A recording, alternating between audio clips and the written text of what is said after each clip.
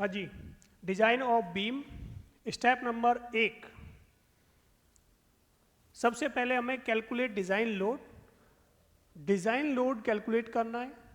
Design compressive load, design load calculate करने के लिए जो मैक्सिमम लोड है आपका W multiply by FOS factor of safety, और फैक्टर ऑफ सेफ्टी की जो वैल्यू वो क्या है 1.154 स्टील, जैसे मैंने यहाँ लिखा रखा है फैक्टर ऑफ सेफ्टी की वैल्यू फॉर स्टील 1.15, जबकि कंक्रीट के लिए कितनी होती है 1.5। क्लियर है? देखिएगा, मैक्सिमम केस में आपको डिजाइन लोड गिवन होगा। इन मैक्सिमम केसेस, ज्यादातर केस में आपको डिजाइन लोड ही दे रखा होगा। क्वेश्चन में दे रखा होगा इतने डिजाइन लोड के लिए एक बीम का डिजाइन कीजिएगा, उसमें दिया होगा फैक्टर्ड लोड, उसको डिजाइन लोड कहते हैं। Factored load, design load, Hindi की बात करें तो खंडित भार। जहां आपको खंडित भार दिया हो, डिजाइन लोड दिया हो, फैक्टर्ड लोड दिया हो, वो सारे क्या कहलाएंगे डिजाइन लोड। हमें कुछ करने की आवश्यकता नहीं है। इसका मतलब स्टेप नंबर जो फर्स्ट है, 1 नंबर का स्टेप है, वो उसने दे रखा है पहले से ही। ठीक है, अगर नहीं दे रखा तो सिंपल सी बात है, जो लोड दे रखा है, नॉर्मल लोड दे रखा है, उसको 1.15 यानी कि फैक्टर ऑफ सेफ्टी से मल्टीप्लाई कर देंगे, वो हमारा क्या बन जाएगा अल्टीमेट डिजाइन लोड बन जाएगा। Clear? Step number 2 calculate bending movement. देखिए 2 नंबर स्टेप में आते हैं, calculate bending movement. Bending movement calculate करने के लिए क्या करना है वो देखिएगा। Bending movement MU is equal to WU into में L अपोन में 8, L का स्क्वायर अपोन में 8। अब देखो क्या चीज है, ये आपकी कोई बीम है और ये इस पर क्या लगा हुआ है, यूडियल फोर्स लगा हुआ है। It's loaded by UDL force. ये तो फोर्स लग रहा है WU kilo newton per metre, ये रन कर रहा है। ये आपकी क्या है L, इसकी इफेक्टिव लेंथ। इसका जो बेंडिंग मूवमेंट डायग्राम है, वो बेंडिंग मूवमेंट डायग्राम कैसा आएगा, WL स्क्वायर बाई 8। ये हमें पढ़ा था कहाँ, स्ट्रेंथ ऑफ मटेरियल में। सो में चीज पढ़ी थी, जो SFD BMD का जो चैप्टर आता था, शियर फोर्स डायग्राम और बेंडिंग मूवमेंट डायग्राम। उस डायग्राम के अंदर हमने देखा था कि जो अगर सिंपल सपोर्ट बीम हो और उसके ऊपर यूडियल फोर्स लगा हो, यूडियल फोर्स रन कर रहा हो हुल स्पान पर, तो maximum bending movement WL square by 8 होता है। W क्या है, अल्टीमेट जो लोड लगा हुआ है WU। यहाँ WU देखो वेयर, अब 3 चीज यहाँ हमने काम में ली, कौन कौन सी,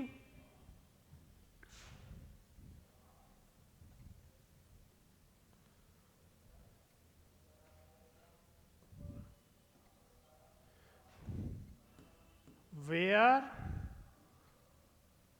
MU डिजाइन मूवमेंट, ये क्या है design bending movement.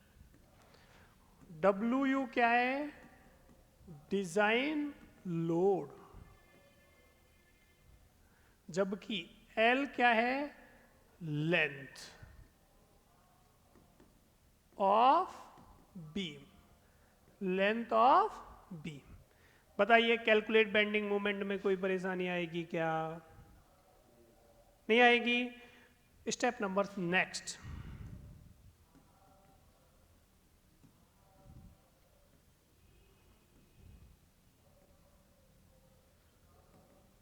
Calculate design shear force. Shear force BU is equal to WU into में L बाई में 2, where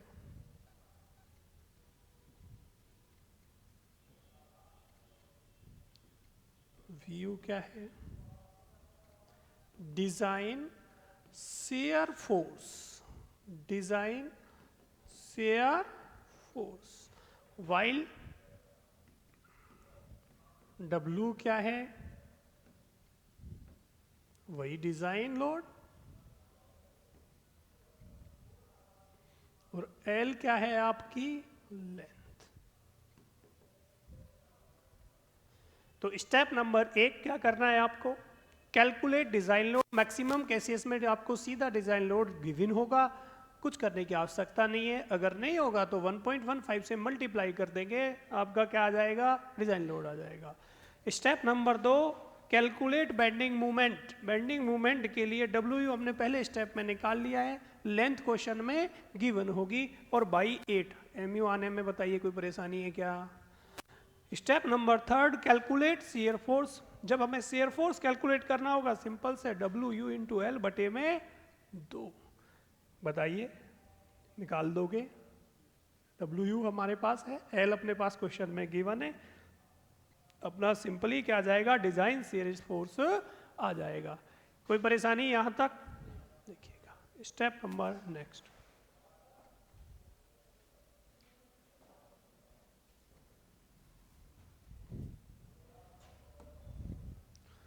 step number next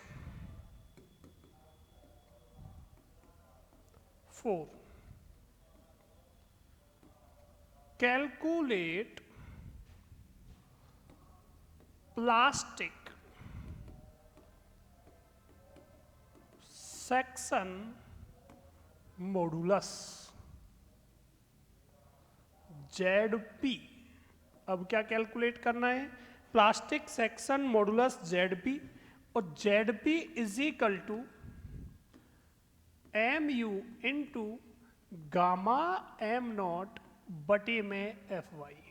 ZP का फॉर्मूला होता है ZP is equal to MU, जो step number 2 में हमने निकाला है, design bending movement, gamma M0 partial safety factor for the strength of material, और FY yielding stress of material. जो भी मटेरियल से बीम आपकी है, स्टील की बीम है, जो भी आएगी, तो ये क्या आ जाएगा ZP, और ये ZP क्या है, रिक्वायर्ड।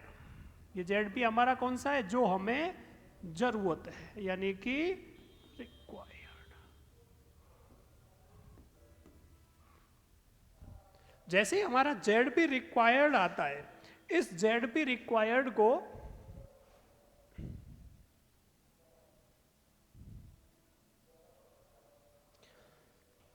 अगर नीड हुई तो मैक्सिमम क्या है, स्टील जो कॉर्ड दे रखा है, स्टील कॉर्ड के जो सेक्शन होते हैं वो ज्यादातर केस हमें ZE होते हैं, इलास्टिक मॉडुलस। ये कौन सा है, प्लास्टिक सेक्शन मॉडुलस, और कॉर्ड में जो अपनी टेबल है उसमें इलास्टिक सेक्शन मॉडुलस दे रखे होते हैं। अगर प्लास्टिक सीधा दे रखा है तो उसके बिहाफ पे हम सिलेक्शन कर लेंगे, नहीं दे रखा है तो इसको किस में कन्वर्ट कर लेंगे, इलास्टिक में। और इलास्टिक और प्लास्टिक के बीच जो फर्क होता है, जो संबंध होता है, वो होता है relation between plastic section modulus और इलास्टिक सेक्शन मॉडुलस 1.14। इनके बीच जो रेशियो होता है वो क्या होता है, 1.14। तो अगर आपको क्या चाहिए, ZE इलास्टिक चाहिए, तो क्या करोगे, ZP में डिवाइड कर दोगे 1.14 का, क्या आ जाएगा, ZE elastic section modulus. Step number 5,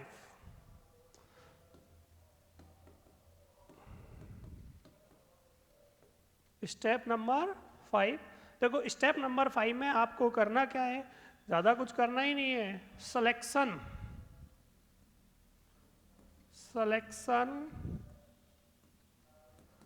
suitable section from steel table,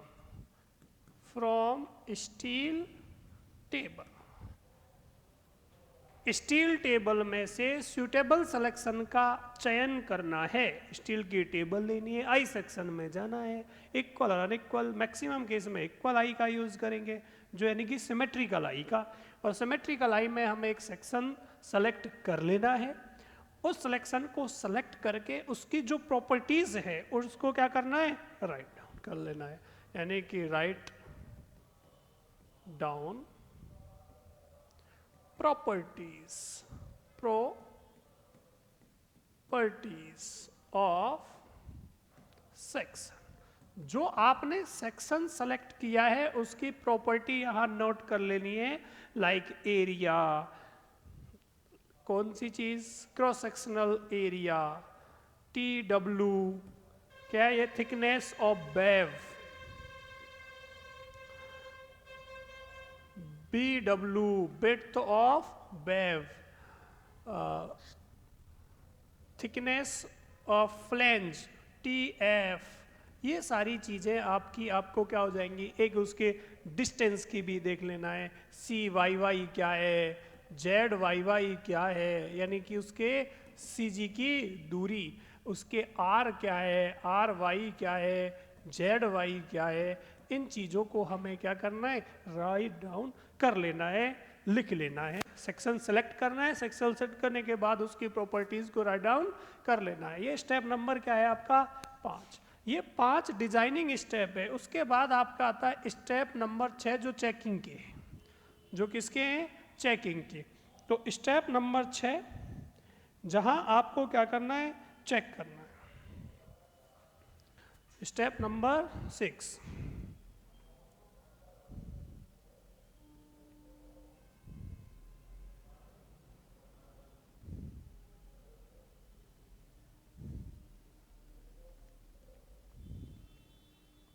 फिर एक चीज और देखना है, 6 से पहले आपको क्या करना है, देखिएगा, इसको क्लासिफाई करना है। इसको क्या करना है, classify. Classify the section is plastic,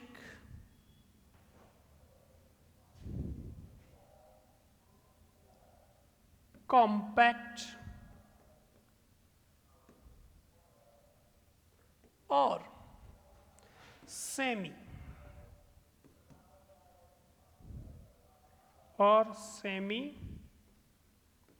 compact. ये कहां से मिलेगा, from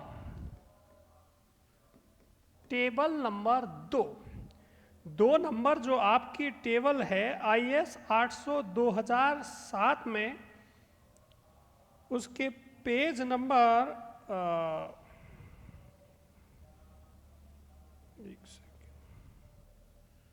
page number 18, table number 2 और पेज नंबर 18, इसमें इन IS 800 2000, इसके पेज नंबर कितने पर, 18 पर 2 नंबर टेबल में जाएंगे तो वहाँ कुछ कॉन्फ़िगरेशन दे रखी है किसी सेक्शन के प्लास्टिक होने की, किसी सेक्शन के प्लास्टिक होने की, कॉम्पैक्ट होने की और सेमी कॉम्पैक्ट होने की। जैसे कि वहाँ जाकर आप देखोगे तो इसकी सारी चीज़ें मिल जाएंगी। और मैक्सिमम मुद्दे किसकी वजह से रखी हैं वो देखिएगा, वो दे रखी है। 2 चीज़ें आपको देखनी है यहाँ। नंबर 1, एक तो आपको देखना है B/2 और बटे में TF। एक आपको देखना है D/TW। ये आपका जो भी आए वो अगर दे रखा है कम है 8.4 E और ये यदि कम है 94 E, जहाँ ये आपका क्या है, स्ट्रेन। और स्ट्रेन इसमें देखो कैसे निकालोगे, यानी कि E is equal to strain epsilon is equal to √250 बटे में FY, √250 बटे में FY।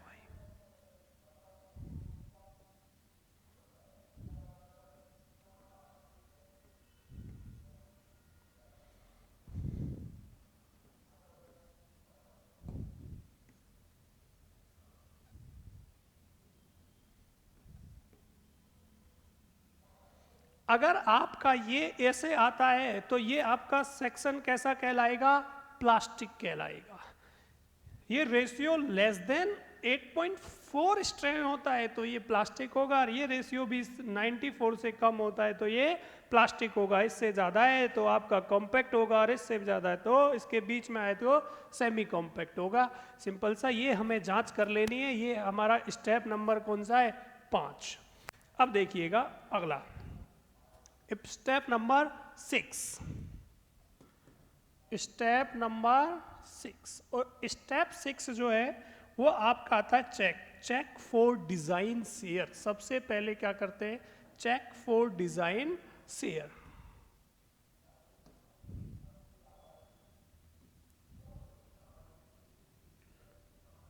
Check for design shear. Check for design shear. Design shear अपना क्या था? BU। इट्स डिपेंड ऑन, ये किस चीज पर डिपेंड करता है? नंबर 1, ये डिपेंड करता है depth of section. Depth of section, section की गहराई क्या है डेप्थ पर। दूसरा ये thickness of wave, thickness of wave. Number तीसरा ये करता है यील्ड स्ट्रेस, यील्डिंग स्ट्रेस पर, FY पर।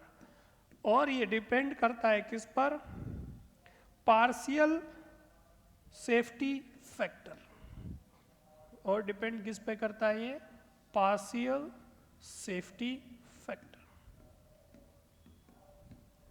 Partial safety factor. अब वो तो ठीक हो गया, करना क्या है? BD डिजाइन निकालना है, और VD इज इक्वल टू जो आपका होगा वो होगा AB इंटू में FY बटे में √3 into gamma M0 partial safety factor. BD यानी कि AV इंटू FY बटे √3 इंटू में गामा M0। ये VD आ जाएगा। चेक कैसे करना है? जो BD है डिजाइन, वो हमेशा कैसा होना चाहिए? अपना जो रिक्वायर्ड है उससे कैसा आना चाहिए? ज़्यादा आना चाहिए। चेक क्या करना है? जो आपका ये BD है वो ग्रेटर देन आपका क्या आना चाहिए? जो अवेलेबल क्या है? BU है, इससे कैसा आना चाहिए? ज़्यादा आना चाहिए। तो ये कैसा होगा? It's okay. जब हम इसको क्वेश्चन कराएंगे तो वहाँ आपको ये चीज़ें बताएंगे निकालना कैसे है। Step number 6। अब देखिएगा step number 7। Step number 7 number step आपसे कह रहा है check for design movement. Check for design movement. Design movement क्या था हमारा? MU। इसके लिए हमें क्या करना है? चेक करना है। और ये डिपेंड कर किस पे करेगा? इट्स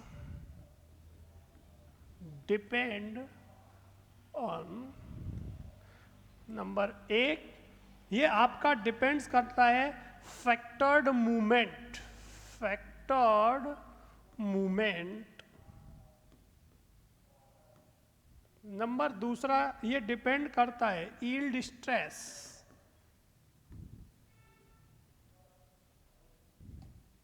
दूसरा ये यील्ड स्ट्रेस यानी कि FY, yield stress. Design movement क्या है? MU।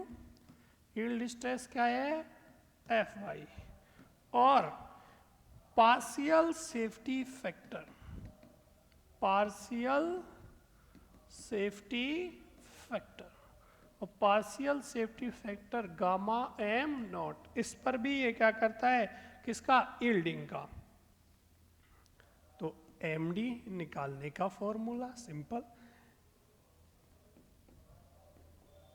Partial constant ZB section modulus, into में FY और बटे में कौन, गामा M नॉट।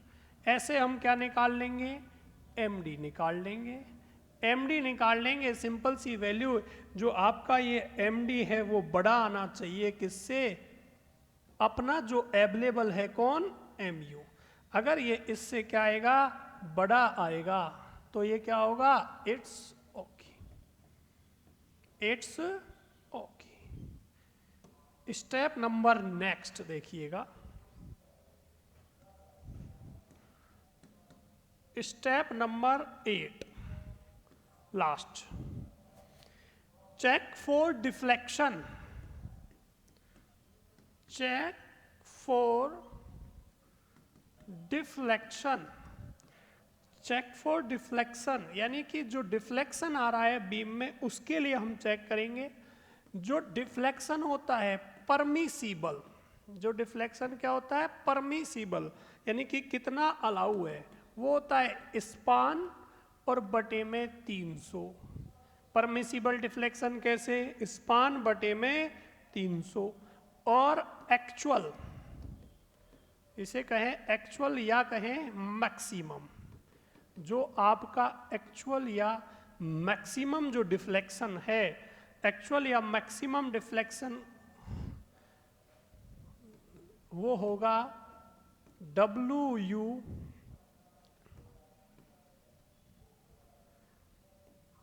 L4 बटे 384 EI। 5WU L4 और बटे में क्या आएगा, 384 EI।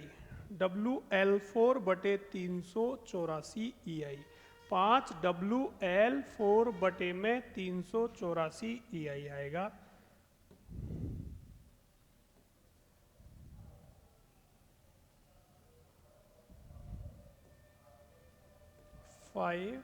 WL4 बटे 300। अब देखो ये आपकी क्या दे रखी है, बीम दे रखी है,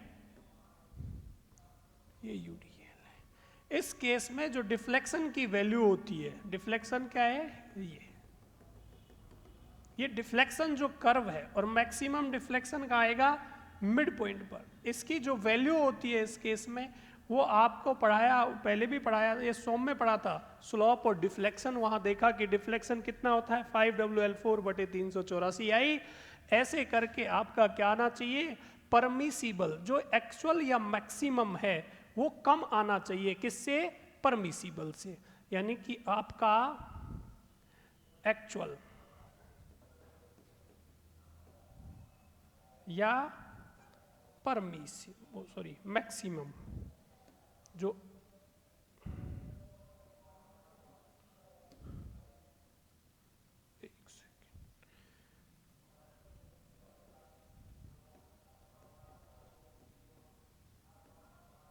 वो क्या आना चाहिए, कम आना चाहिए, किससे, परमिसिबल से, परमिसिबल। तो ये क्या आएगा, इट्स ओके।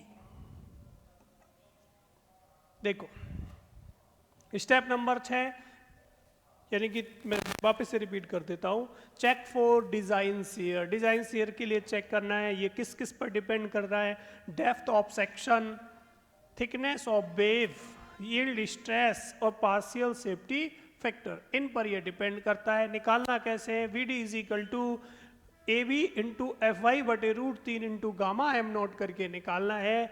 BD आ जाएगा, वो जो आपका BD है वो जो आपके परमिसिबल है, एक्चुअल है, जो हमारे पास है उससे कैसा होना चाहिए, ज़्यादा आना चाहिए।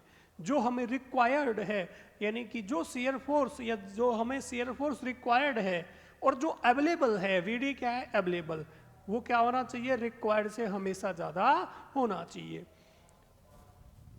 नेक्स्ट आपको करना है चेक फॉर डिजाइन मूवमेंट। अब देखो डिजाइन मूवमेंट यदि आपको चेक करना है, डिजाइन मूवमेंट में it's depend on factored movement MU पर, यील्ड स्ट्रेस FY पर, partial safety factor gamma M naught पर। इसके लिए MD beta B into Z P F Y बटे में गामा एम नॉट, यानी उसके बाद एम डी जो है वो ज़्यादा, यानी कि हमारे पास जो अवेलेबल है रिक्वायर्ड है उससे उपलब्ध जो है वो ज़्यादा होना चाहिए, यानी कि हमारी सेफ पोजीशन में।